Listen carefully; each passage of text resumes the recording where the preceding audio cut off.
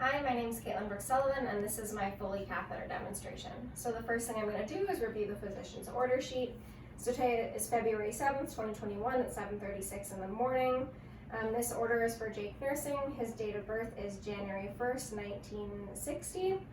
And here it says insert Foley catheter now, and the reason is to monitor his fluid balance closely. So once I've done that, I can wash my hands and gather my supplies. And I know that pericare has already been done, so I'm okay to go in and begin the procedure. So I'll just take my things and enter the patient's room, knock, knock, knock. As I enter, I'm doing my entrance safety check, making sure that the patient isn't in any distress, the call bell is within reach, and the bed was in the lowest position.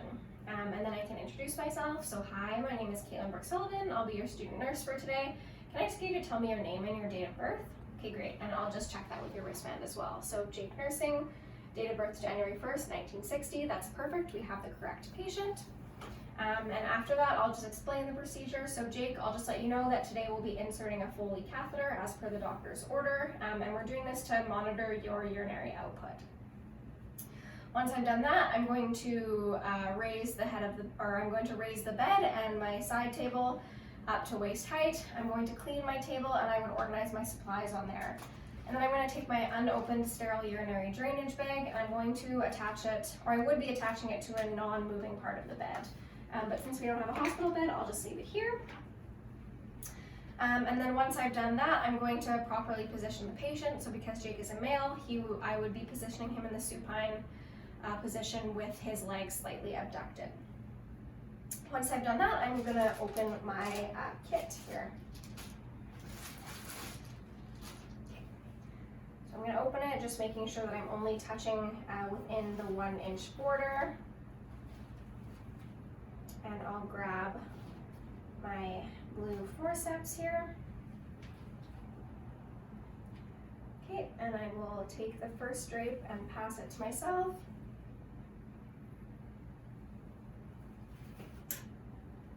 And I'll just put this between the patient's legs here.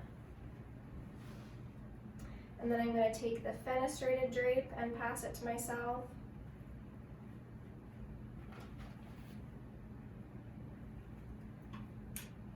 And I'm just going to cover the genital area with this. Okay, perfect. And then I'm going to remove the garbage bag.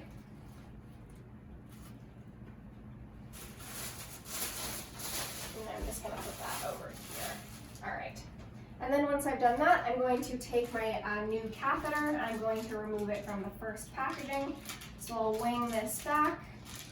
I'll take my blue forceps and I'll remove the catheter and put it into the boat.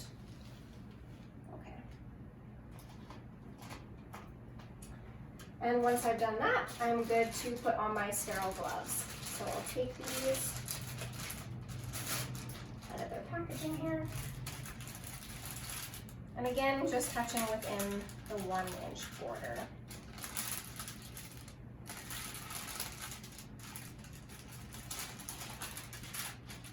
Okay.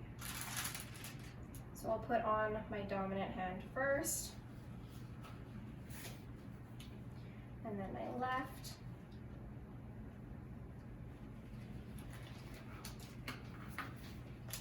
All right. Now, once I've done that, I'm allowed to touch everything in the boat because these are all sterile. So the first thing I'm going to do is I'm going to take my catheter out of the sterile blue packaging and I will place it back in the boat. I'm going to take my sterile water syringe and I will attach it to the balloon port. I'm going to take my povidone swab packaging here. I'll open it and I will put the swabs back in the boat.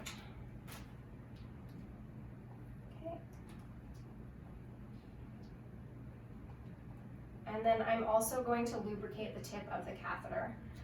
So because we are inserting on a male, it will be going in about 6 to 8 inches, so I'll lubricate about that much.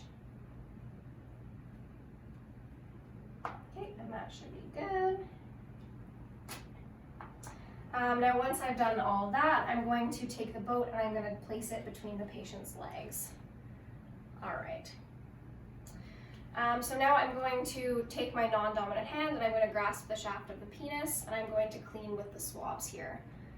So I'm going to clean in a circular motion down from the urethral meatus and just one time with each swab.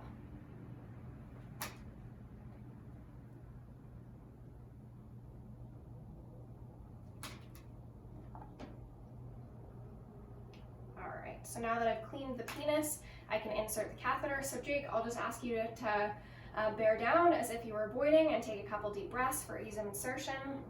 And I can take the catheter here and I'll slowly insert. Okay. So like I said, about 6 to 8 inches or until I see urine, and then I'll insert another 1 to 2 inches. All right, so I've seen urine and I've inserted an additional 1 to 2 inches, so I can now begin inflating the balloon. So I'll take my non-dominant hand and I'm going to stabilize the catheter, and then I'm going to inflate the balloon. All right, once I've done that, I'm going to remove the syringe here, and then I'm going to just gently tug to make sure the balloon is in place, and it is. Once I've done that, I'm going to connect my urinary drainage bag to the tubing of the catheter. So I'm going to remove the blue cap here, just making sure that I don't contaminate it because it is sterile. I'll take this.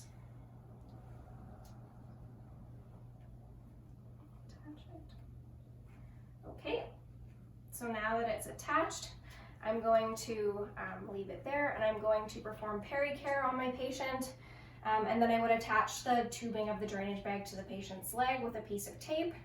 I would clean up my supplies, clean up the bedside, and then I would remove my gloves, wash my hands, and I would perform my exit safety check, just making sure that the patient wasn't in any distress, the call bell was within reach, and the bed was in the lowest position. So once I'd done that, I would exit and I would document. So I would document that I had inserted a Foley catheter as per the doctor's orders to monitor the patient's ins and outs. The patient tolerated the procedure well. 250 cc's of clear amber aromatic urine were noted upon insertion. The catheter inserted was a 14 French, and it was filled with 10 milliliters, and the balloon was filled with 10 milliliters of sterile water. And I will continue to monitor for any signs of infection, and of course I will continue to monitor, I will continue to record the ins and outs of the patient. Okay, so I've just received a new order to remove the catheter because close monitoring of the ins and outs is no longer required. So I would review the physician's order again, and then I would wash my hands and gather my supplies. So I would need a blue absorbent pad, a 10 milliliter sterile water, or a 10 milliliter Luerlock syringe, and clean gloves. So I'll just grab that. So I've grabbed this new sterile syringe from the medical supply room. I've got my gloves, I've got my pad, so I'm going to enter the patient's room, knock, knock, knock. I'm doing my entrance safety check, making sure the patient isn't in any distress, the call bell's within reach, and the bed is in the lowest position. I'm going to introduce myself. Hi, my name is Brooks-Sullivan. I'll be your student nurse for today. Can I just get you to tell me your name and your date of birth? Okay, great, and I'll just verify that with your wristband. So Jake Nursing, date of birth January 1st, 1960. That's perfect, we have the right patient. I'll explain the procedure. Jake, today I'll just let you know that we're going to be removing your Foley catheter because we no longer require to closely monitor your ins and outs. Once I've done that, I'm going to raise the bed to waist height. I'm going to place the blue absorbent pad under the patient. I'm going to position him in the supine position with his legs slightly abducted. And then I would wash my hands, put on my gloves. I'm going to drain the urinary drainage bag, and I've noted that there were 500 cc's of clear amber aromatic urine. Once I've done that, I'm going to take my sterile syringe here. I'm going to attach it to the balloon port of the catheter tubing here, and I'm going to withdraw the solution, the sterile water.